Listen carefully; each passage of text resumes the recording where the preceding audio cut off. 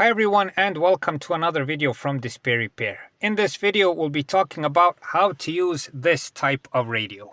It is the old school radio. It was top-notch technology in my time at the end of the past century. Now it's been of course overcome by multimedia systems, but nevertheless we wanted to make a video. If you rent a car or borrow a car from someone, that you can listen to music and that you can use the radio without any problems. So stay tuned.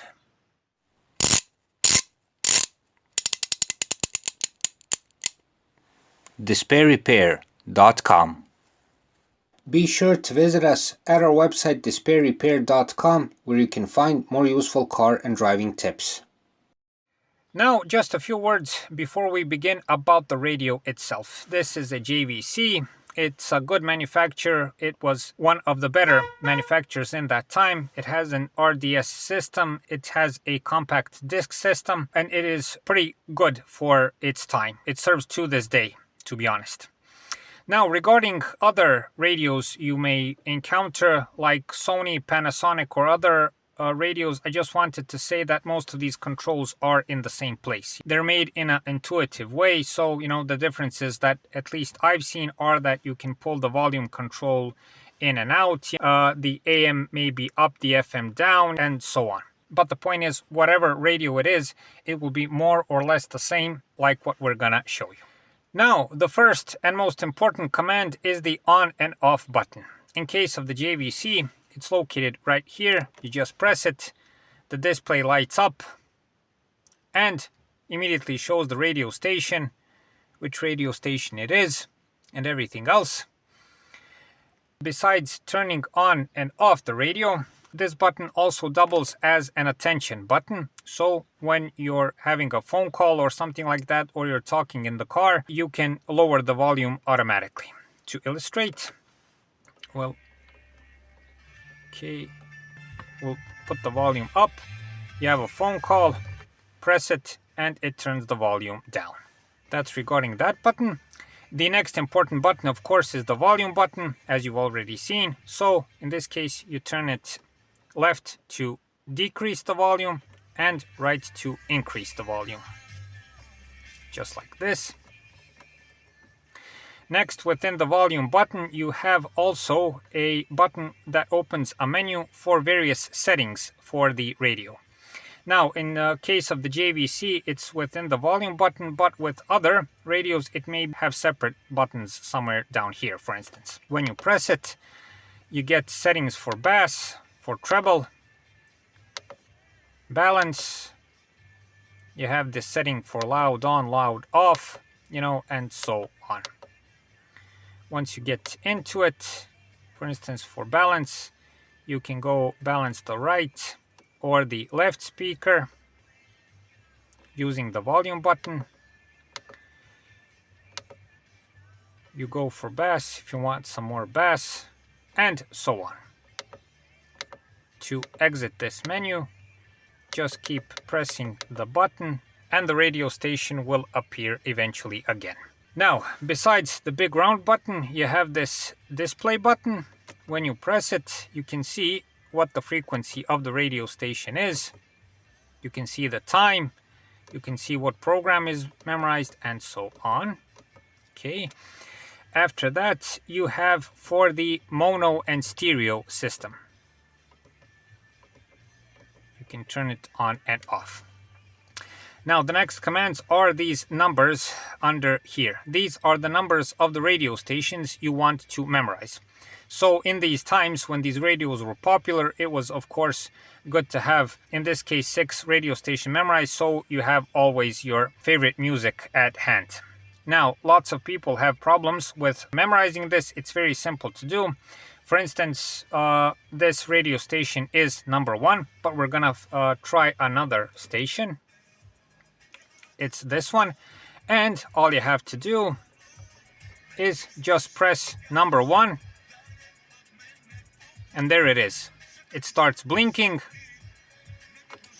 and now it is number 1. To show it, we'll turn the radio on again. And instead of that station, this station is number 1. If you want some other station, press 2, hold it, and when it starts blinking, you memorize the station. And you can memorize 6 radio stations this way.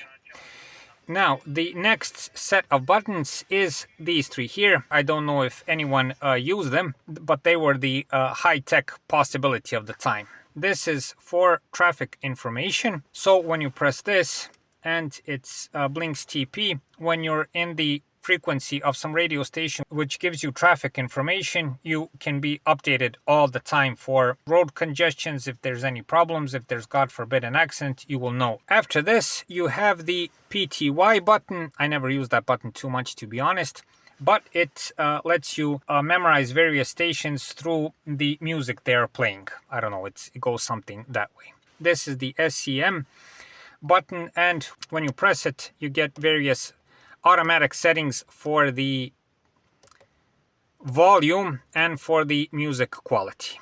Next, you have the FM and AM button. Of course, AM I think nobody uses it. As you can see, this is what you get on AM.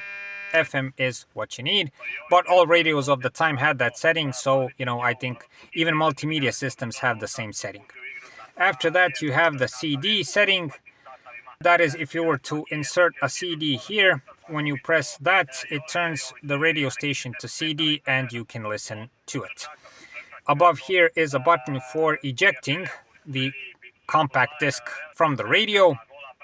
And the last command is, and I'm sorry for the lousy lighting, we'll do it like this, is the search button.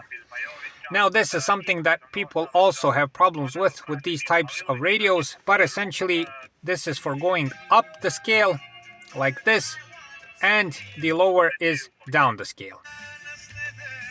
In this case, when you just press it once, it goes over the radio stations in bulk. It finds the radio station that has the best frequency at that moment, and it skips a lots of stations. So if you want to find a radio station that you like, but it can't be automatically found, then press like this and hold it, and you can see an M button appearing on the screen, and this is for manual search. With that manual search, you go through the whole frequency scale and you can find exactly what you want.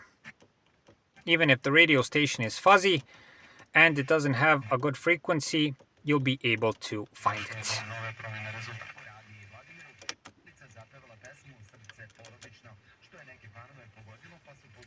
We'll return it to this. And for the last button on this list is this one down here. Now, this was something that was really cool if you had it in those times, and that is to eject this front command plate here and save the radio from stealing, which was very common in those times. So you just press it and the whole radio plate comes off, and the radio is left like that, and supposedly if you didn't have the plate, the radio was then useless. And when you bought the radio, you got your little JVC plastic box to protect the radio panel from, God forbid, scratching and damaging it, And trust me, this was really advanced technology in that time, and kept a fair amount of thieves away from your car, pulling out the radio and making other damage. When you want to return it back, you have these slots like this. You push it inside there and you press it into place. And after that, the radio works properly again. For the end of this video, I would like to mention one more thing.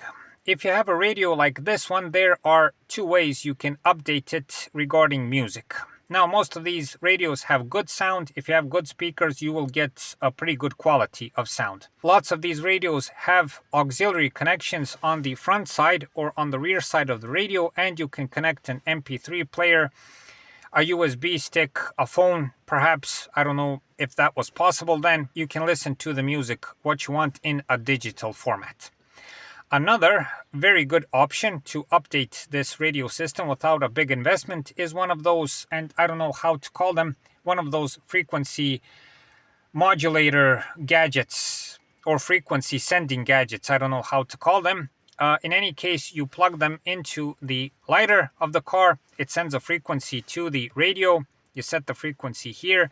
And by connecting your phone or the MP3 player to the gadget, you can listen to whatever music you want, again in premium format. We'll make a specific video about this. It's interesting and a good way, again, to update this older system to have even better sound than you've had. So that's it for this time. I would just like to mention that on lots of older cars, these radios are very good. They are of very good quality. Lots of manufacturers installed radios that were from the factory. Very good sound, very good quality, and sometimes it's a pity to replace them. It's a big loss, and perhaps you don't have to install the multimedia system if you like good sound. But do whatever you like. Multimedia systems are even better, and they have their own advantages, of course. So that's it for this time. I hope this video helps. Please like and subscribe. It's a huge help for what we're doing. Thanks for watching, and thanks for your time.